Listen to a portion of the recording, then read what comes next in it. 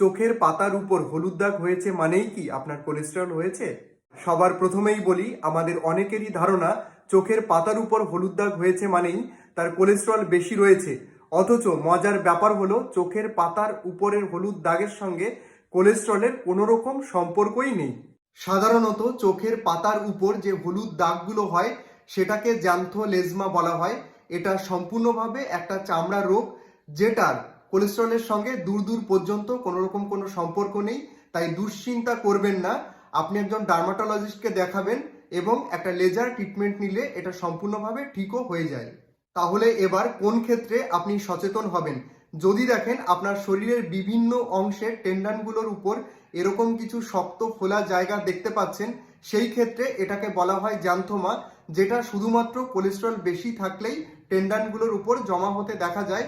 সেই ক্ষেত্রে আপনি অবশ্যই চিকিৎসকের পরামর্শ নেবেন।